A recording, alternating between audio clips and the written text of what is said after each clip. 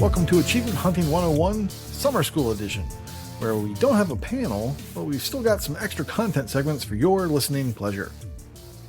This is level 312, and before we get you off to that extra content, there are a few public service announcements to make. First is that the Xbox 360 non-BC, non-backwards compatible sale ends, and the store closes July 29th. So it's get it or say goodbye. You've got to do that before the 29th. That's 9 days from right now. Maybe 8 days, depending on when you listen.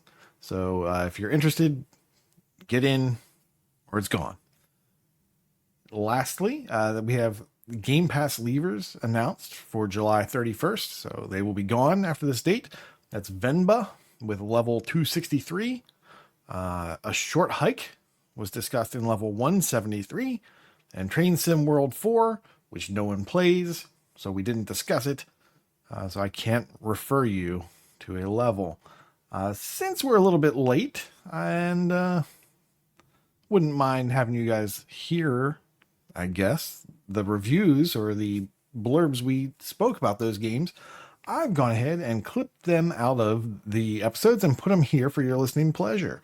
If you're not interested, just skip ahead a couple minutes and you'll get right to our special content brought to you by Elroy, OMJ, and Exe the Hero, and they have an episode of After Party. Enjoy!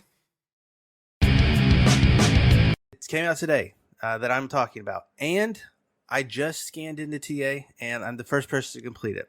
It's called it's called A Short Hike, and it was not was a short hike. It was not on the radar last week, so I probably would have picked it because I've heard about it before, but it popped up like yesterday, I think, and I was able to get a copy, so I got it.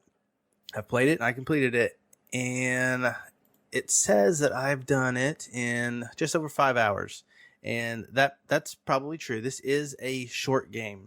You can probably complete it Kenny style in 2 to 3 hours, depending on your platforming skills. And if you want to complete it, not probably 2 or 3 to marathon.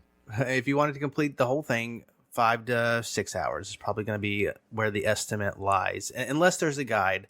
There are Steam guides out there, but this is actually an updated version, so a couple of things aren't there, and some of the cleanup you have to do for the achievements are not documented at all, so you just have to wander around.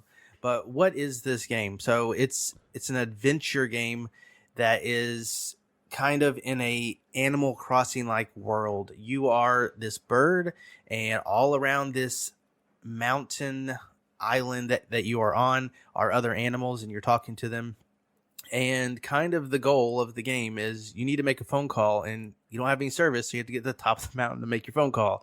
And in order to get up the mountain, you'll quickly learn that you don't have the stuff to do it. You have to find these feathers that allow you to basically do a double jump and a triple jump and a quadruple jump, so on and so forth.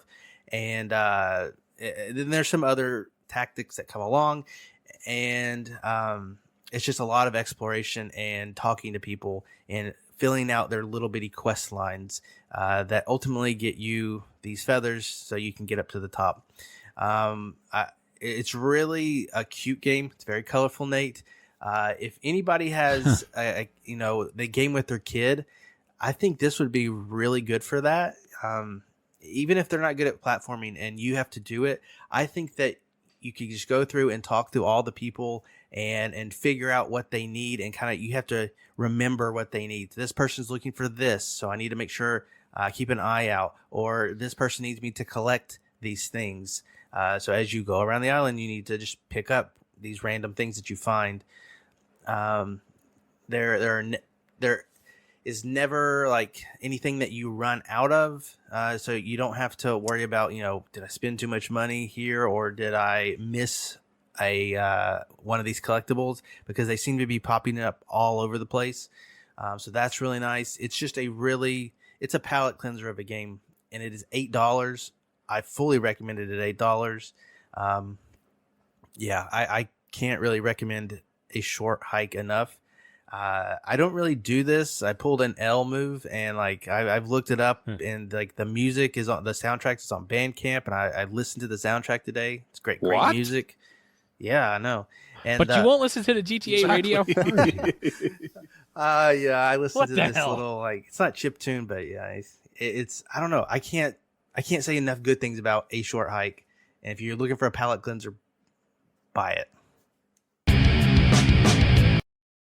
And then the other game I played, which was extremely short, was Venba. We had mentioned this. I know Matriarch was pretty interested in playing this.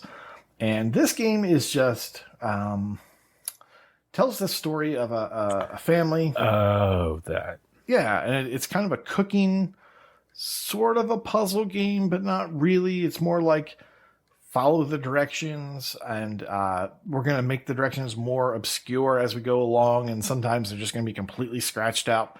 But if you press the help button, we'll give you hints and basically tell you how to do it.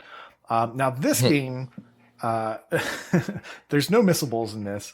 You will be kind of going through, and if you mess up, you can always replay a level. There is chapter select, so you can go back. However, it has that pet peeve of, oh, I can't skip the story. I have to continue through the story till I get to the cooking part that allows me to do the thing I need to do.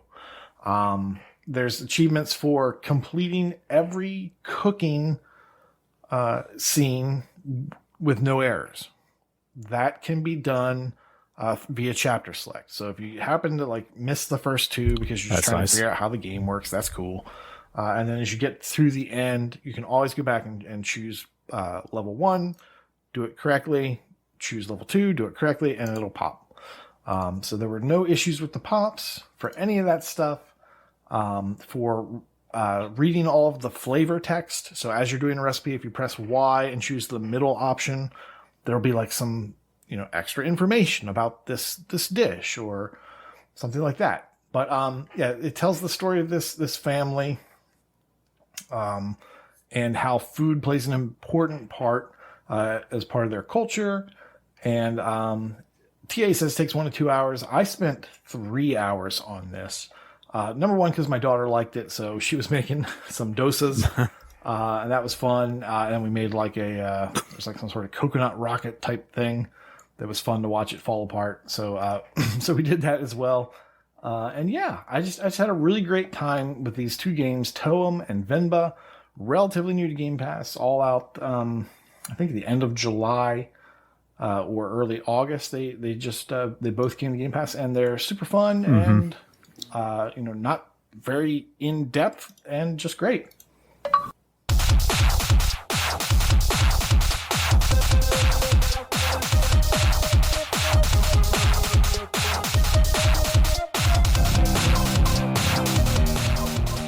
Welcome, everyone, to the AH101 After Party. Here we discuss any and all things that have to do with that Chivo life that chose us. I am Elroy OMJ, and he is X the Hero, and this week he wants to discuss...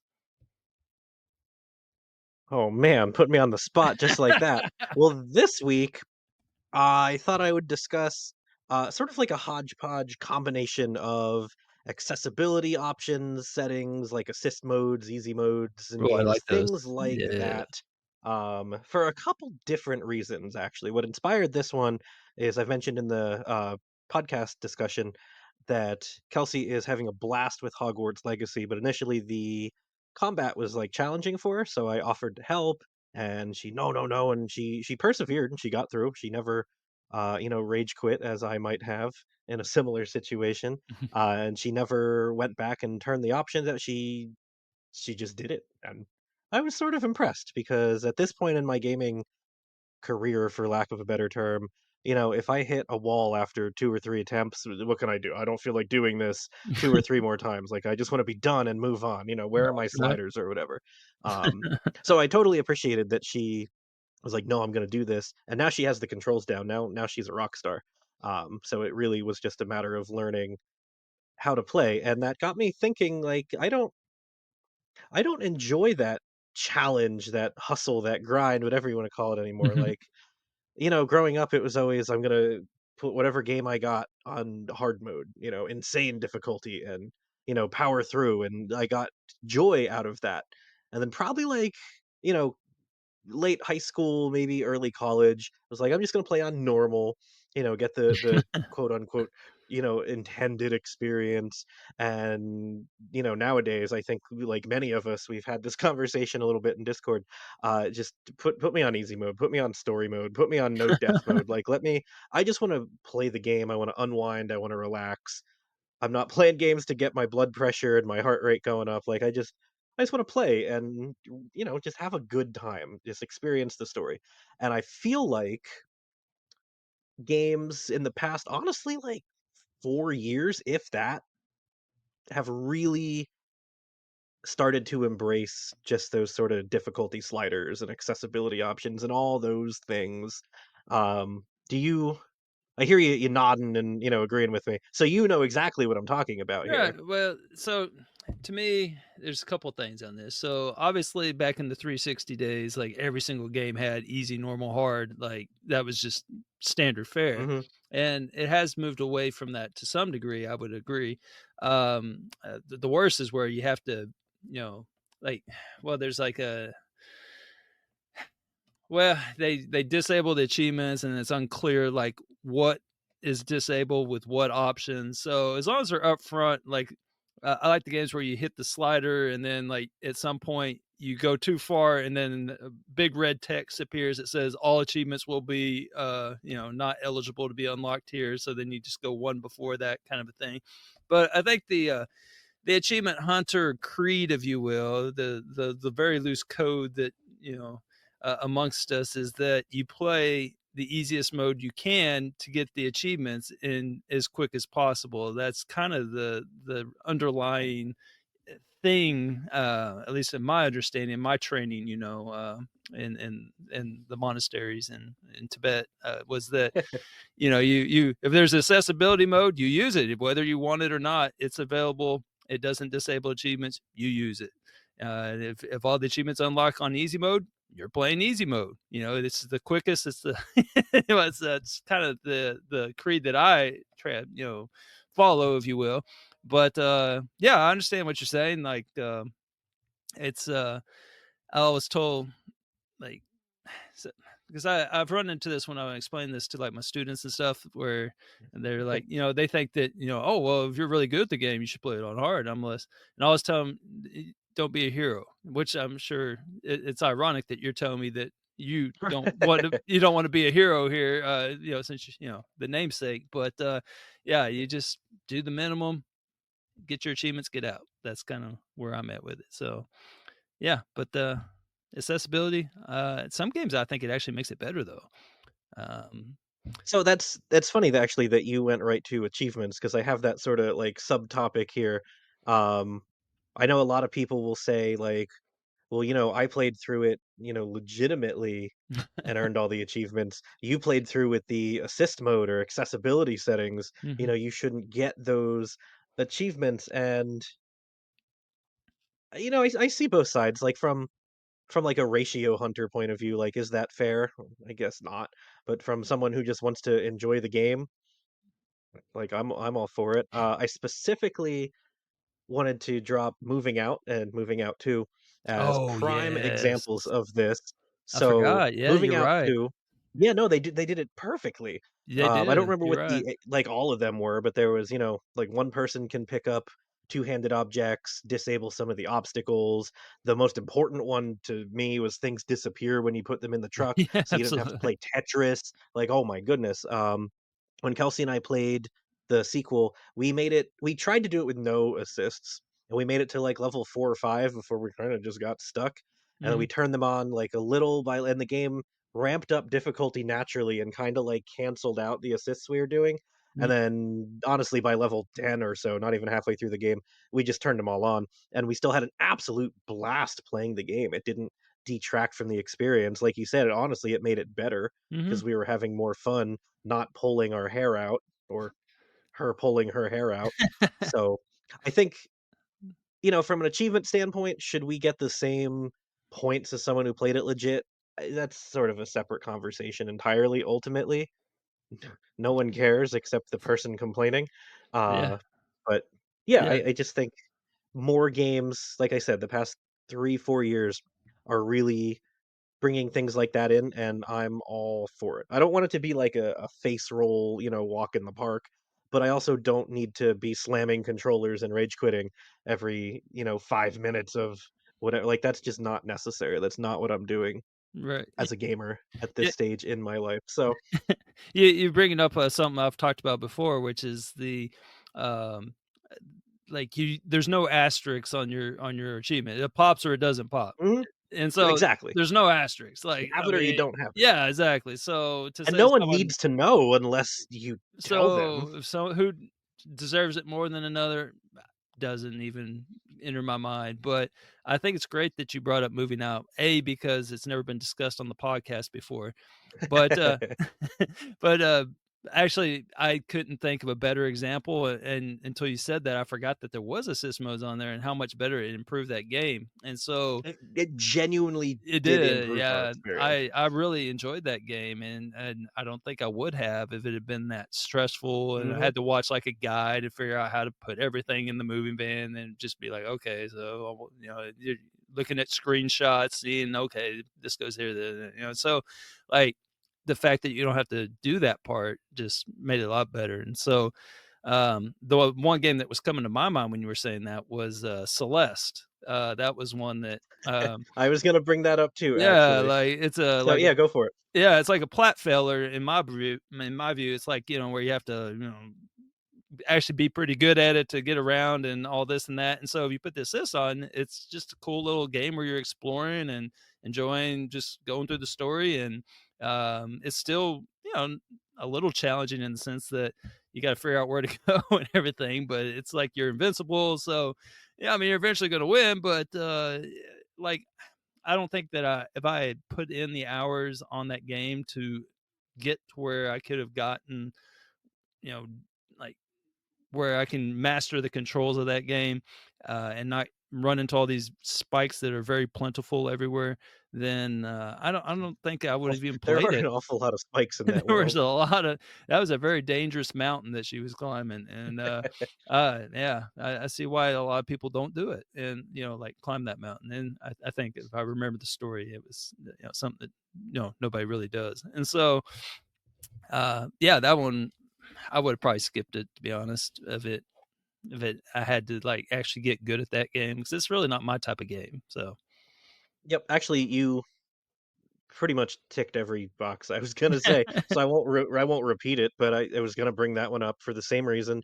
I I never would have played it. I probably would have tried the first level and noped right out, and hmm that's that. So because of the settings, I got to experience a game that I otherwise wouldn't have. And again, I know some people are like, "But you didn't experience it playing on easy mode." And again, that's how you feel, but whatever. no asterisk. I played it, I enjoyed it, and that's what gaming's all about, is playing and No. enjoying. Um, so the last thing I just wanted to mention is not related, but it's not related. So growing up, I always need subtitles for TV, for games, for like if there's subtitles, they're going on. Like I'm not Mhm, hard of hearing. I like subtitles. That's the mhm, first thing I do when I open up a game is settings, subtitles on. Um, so we were lucky growing up if games had subtitles. Granted, they didn't really need it. Like Mario doesn't need subtitles or anything. mhm. But I like that you just sort of, oh, this one doesn't have subtitles, so it is what it is. But now you have all sorts of things, like, every game has subtitles, and you can even increase the size of the subtitles, of Right. the menu text. There's colorblind modes, and I remember when that came out, it was like, "Turn on colorblind mode," just got rid of the reds, which helps some people, but now you can, like, customize colors, like, what do you need to help you play the game? Like, that's cool. There's, like, toggle instead of hold settings, instead of, like, quick time events or mashing the button, it's, just press it once or turn them off entirely, and then it's just a cutscene. I'm thinking like Mario Kart has the auto steer, which makes Mhm. it much more enjoyable than driving off the ledge every time. Arachnophobia mode I've seen pop up a lot. That one doesn't bother me, but apparently it's a thing because a lot of games have it.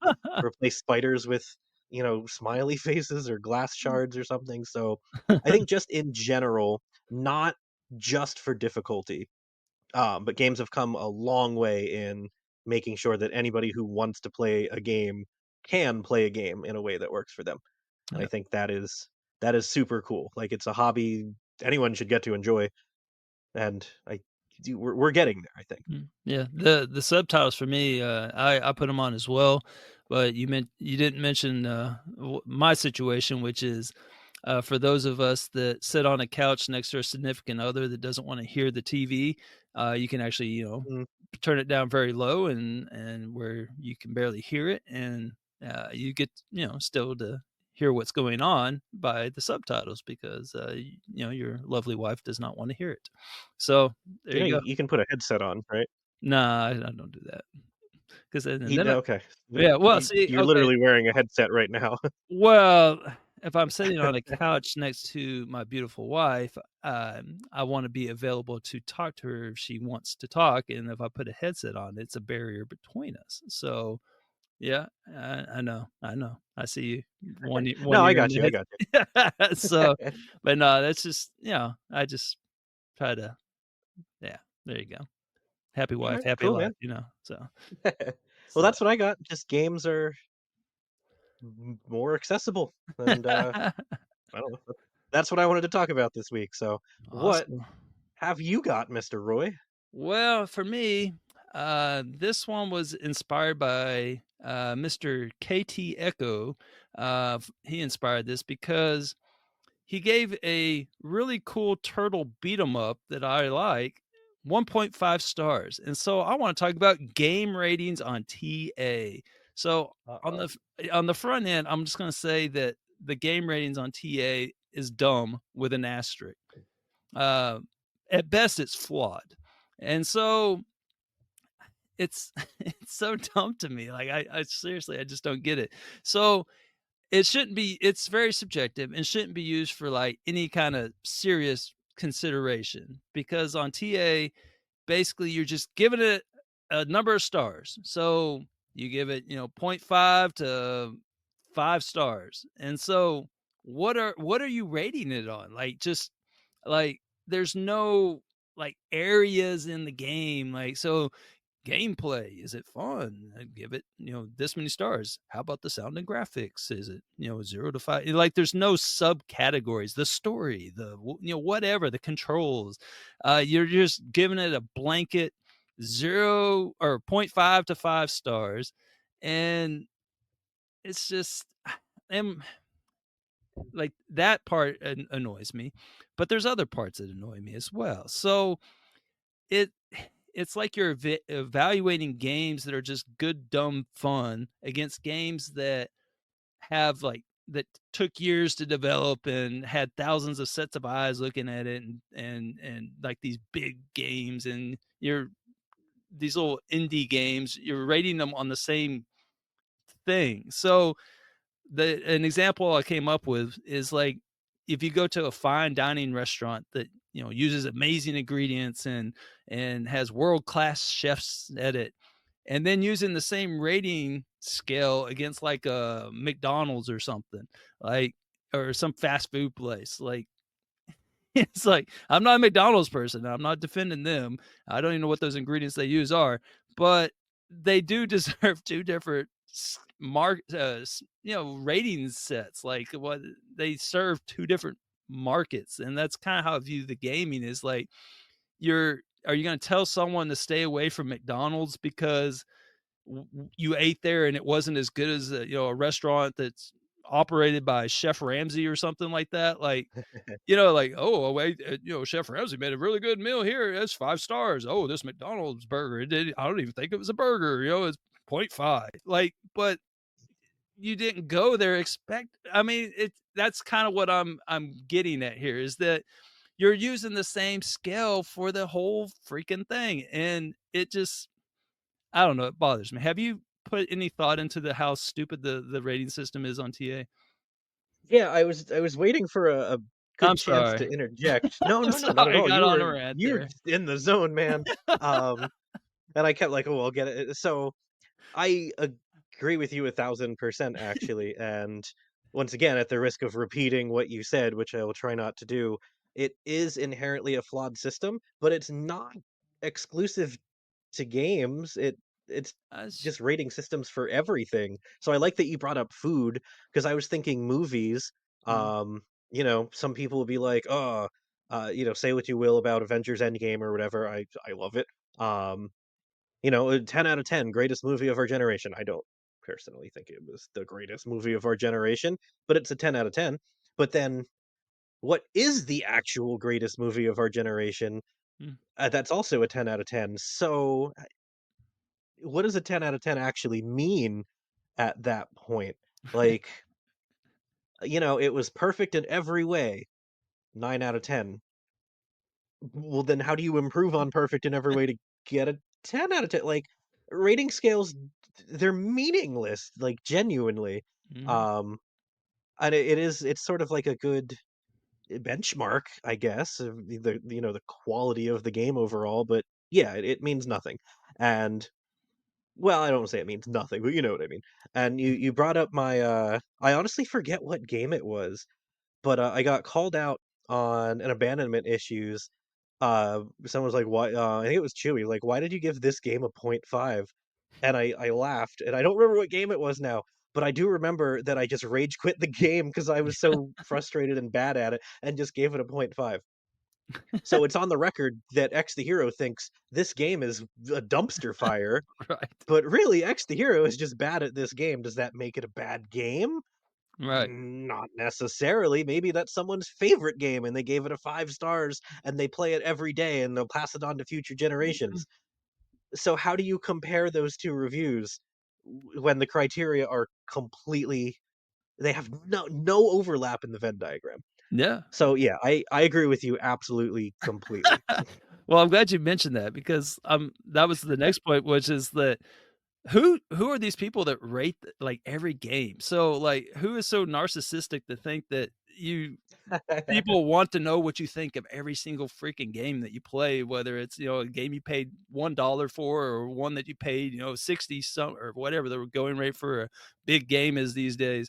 And so, like, I started digging it. I thought, okay, I just thought this would be interesting. So, of the 2,700 plus games that I have personally played, I have rated less than 2%. Jeez.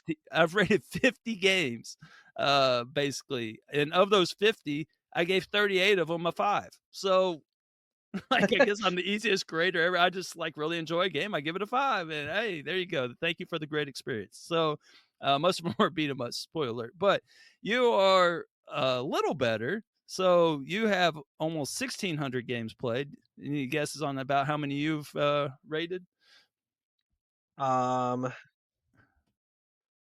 I don't know. I feel like if I really like a game or really don't like a game, that's the only time I'm gonna rate it. Right, yeah, exactly. Um, I don't know, probably I'll say 10%. I don't know. Give me That's a good guess, 160 yeah. or something. Yeah, that's a good guess. You've done about 120 of them. I didn't count how many of Shoot, yours were okay. 5, and so that's about 8%ish, so yeah, Okay, alright. yeah, that was a good guess. So, uh, and probably devil's advocate, someone would say we're part of the problem is because we're not evaluating enough of the games we play, so then the scale, it's like but the whole thing's just dumb with an asterisk. So, I give it an asterisk because it's only dumb if you put any kind of weight into it, but I just think it's, interesting to see what the overall view of a game is and just for, that's interesting. Then yeah, okay, then it has some value. But that would be the asterisk there. So it's interesting in the sense because a lot of the games that are, critically acclaimed seem to have high ratings and there's like, the 4.8 games, that's the highest it goes is 4.8. No one's not got a 5 or anything like that. But it's the I pulled it up, the Elden Rings, the Witcher 3s, the Mass Effects, those type of games. Those are the ones that, have the 4.8. So so The epics, if I'm you so will, tempted yeah. just to go add those to my tag just and give them a Just so point you can put point point 5. five and just drop them. Maybe, hopefully, drop them out of the 4.8. Just yeah.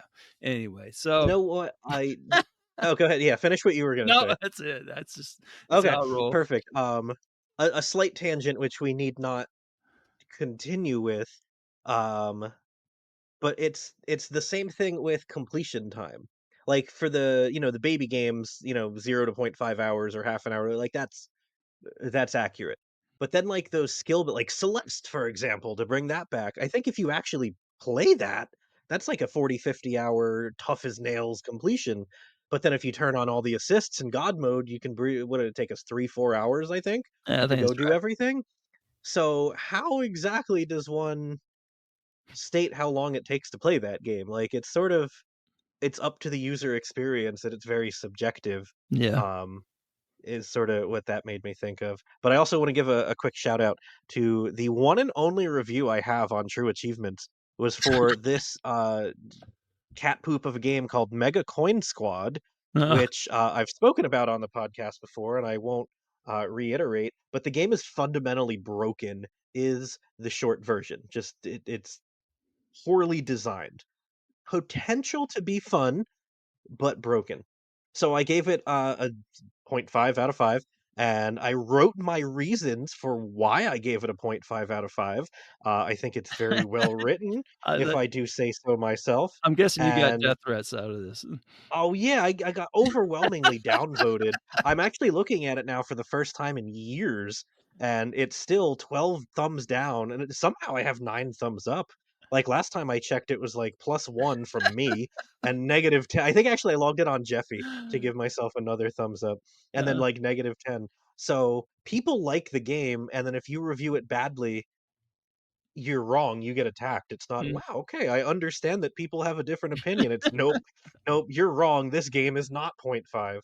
yeah, So the whole system means very little. I agree. There you go. I'm That was glad. a good one. Yeah.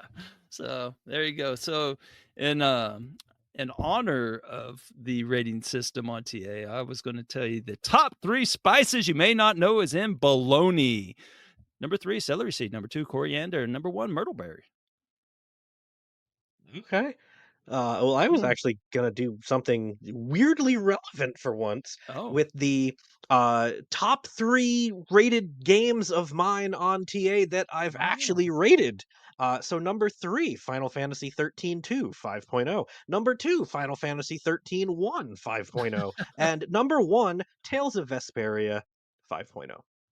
I fantastic. guess I like JRPGs. Who knew? Who knew? Right. Well, thanks everyone for coming to the after party. Let us know what you think in the usual spots and hit us up if you have any ideas to kick around. Later, guys. See ya.